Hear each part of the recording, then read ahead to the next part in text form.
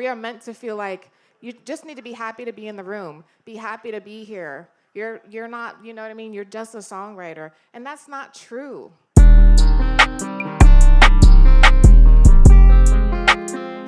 There's a delicate balance between holding space for creativity and then taking care of the business side of songwriting.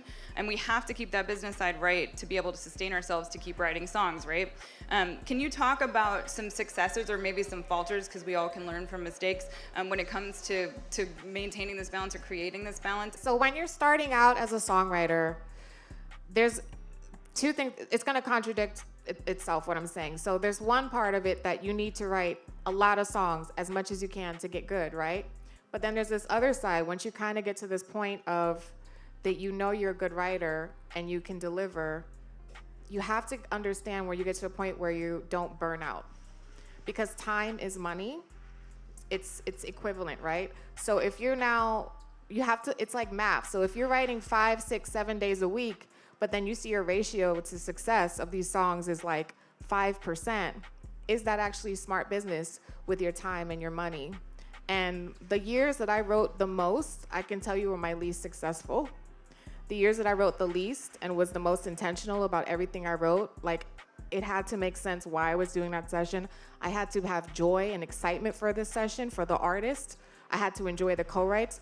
That's when things got better for me. And I think that's a big part of business that is not talked about. It's more about where songwriters are so devalued.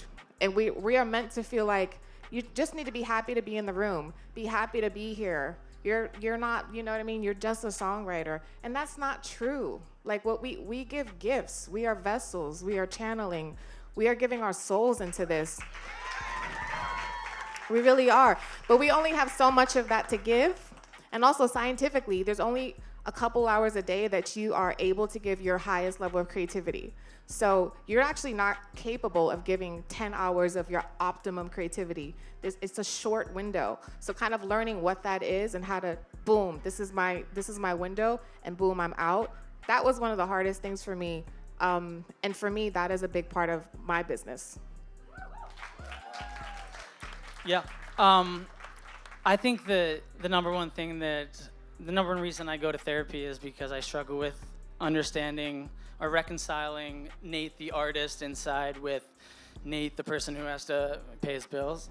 And I never got into music trying to make money from it. I never got into it, understanding that as a business at all.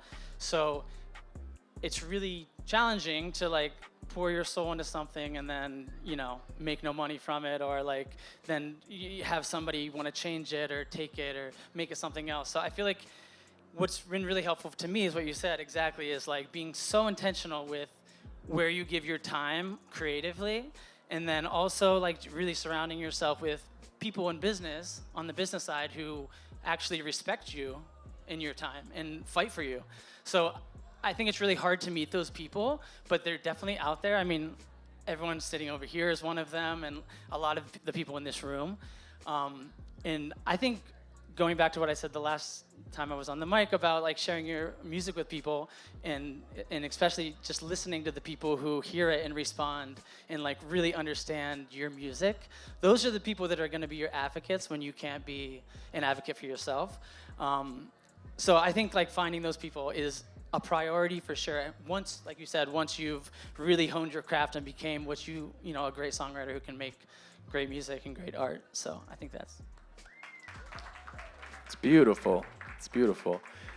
I think when it comes to building a team especially, I think it's you gotta be really fucking honest with yourself. You have to be okay, what am I good at? What am I bad at? Some people are okay, hey, maybe they're the genuinely just great creative and they just love being in their little bubble, writing nice, sad love songs, right? But if you're that maybe more introverted person, you're gonna need someone who's a shark, a manager who's a shark, or a team that can get those songs into places. So I think it's a matter of really just being honest with your strengths and weaknesses, and that may be vulnerable, but so is fucking songwriting. I think that's pretty fucking vulnerable too. So, yeah, I mean, that's kind of a blunt way to say it, but.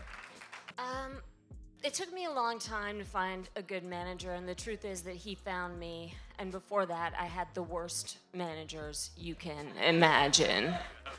the worst. Like, imagine the worst and then multiply that times 10 million. So I have a great manager, and he's been my manager for a long time. And the reason he's my manager and continues to be my manager is because he genuinely believes in me and loves the songs I write. If you have a crappy manager, fire them now. If they make you feel insecure, if you feel worse after speaking to them, do not work with them. You need somebody who's going to build you up and believe in you. So I would just say surround yourself with people who are passionate about you and who want you to win.